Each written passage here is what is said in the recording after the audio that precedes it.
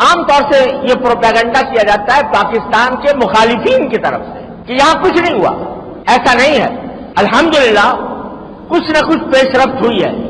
ٹھیک ہے وہ کافی نہیں ہے اور یہ ٹھیک ہے کہ ہمیں اور بڑی آگے منزل کی طرف جانا ہے، لیکن الحمدللہ بہت سی حیثیتوں سے ہمارا ملک، ہمارے ملک کے حالات ساری دنیا کے ملکوں سے ممتاز ہیں. مسلمان ملکوں کا حال یہ ہے کہ وہاں پر اکثر و بیشتر بلا استثناء، بلکہ میں اگر کہوں تو غلط نہیں ہوگا، وہاں پر حکومت کے اوپر تنقید کرنے کی آزادی نہیں ہے. یہاں تک کہ جمعہ کے خطبے، جمعہ کی جو میں تقریر آپ کے سامنے کر رہا ہوں، یہ کھل کر کوئی آدمی نہیں کر سکتا اور اس کے اوپر پابندیاں ہیں. تقریریں حکومت کی طرف سے لکھی ہوئی آتی ہیں، ان کو پڑھنا ہوتا ہے، اور اگر کہیں پڑھنا نہیں ہے تو اس کی نگرانی ہوتی ہے کہ یہ کیا کہہ رہا ہے. اگر حکومت کے خلاف ایک لفظ بول دے تو اس کو گرفتار کر لیا جاتا ہے.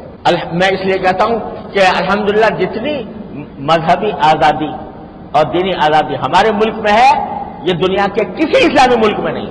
جتنی مسجدیں الحمدللہ ہمارے ہاں آباد ہیں، سعودی عرب کو چھوڑ کر باقی کسی مسلمان ملک میں اتنی مسجدیں آباد نہیں ملیں گی. جتنے دینی مدارس اور تعلیم گاہیں الحمدللہ ہمارے ہاں ہیں، وہ دنیا کے کسی ملک میں نہیں ہیں. تبلیغی جماعتیں جتنی آزادی کے ساتھ اور فعالیت کے ساتھ یہاں کام کرتی ہیں، دنیا کے کسی ملک میں نہیں کام کر سکتی. یہ ساری نعمتیں اللہ تبارک و تعالیٰ میں عطا فرمائے. تو میں اس لیے بات کر رہا ہوں کہ ہمیشہ جب بھی پاکستان کا ذکر آتا ہے اور پاکستان کے حالات کا ذکر آتا ہے تو اس کا منفی پہلو اور اس کی جو خرابیاں ہیں ان کو تو اجاگر کیا جاتا ہے، لیکن جو اللہ تعالیٰ نے نعمتیں عطا فرمائی ہیں ان کو ہم بھول جاتے ہیں. تو اللہ تبارک و تعالیٰ کا شکر ادا کرنا چاہیے کہ اللہ تبارک و تعالیٰ نے ہمیں ایک ایسا ملک عطا فرمایا.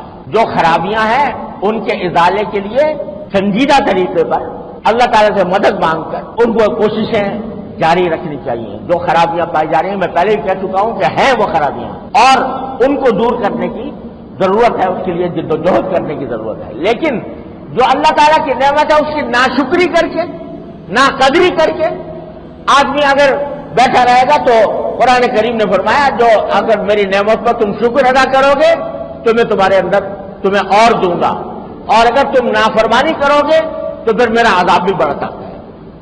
تو یہ جو ہم جن عذاب میں چلے آ رہے ہیں وہ مدتوں سے مسائل کے ایک سیلاب کے اندر گھرے ہوئے ہیں، وہ در حقیقت ہماری ناشکری کا نتیجہ. اچھے لوگ پاکستان کے رہنے والے، پاکستان میں کھانے والے، پاکستان سے نفع اٹھانے والے، وہ پاکستان کی برائی نہ کرتے اور پاکستان کو یہ کہا جاتا ہے کہ یہ بنا ہی غلط تھا، اور اس طرح کی باتیں کر کے ناشکری کر. جب اللہ تعالیٰ کی نعمت کی ناشکری کی جائے گی تو پھر اس کے فوائد بھی انسان حاصل نہیں کر سکتا. سوشل میڈیا پر سب سے قدیم اور سب سے ریلائبل برانڈ درسقرآن.com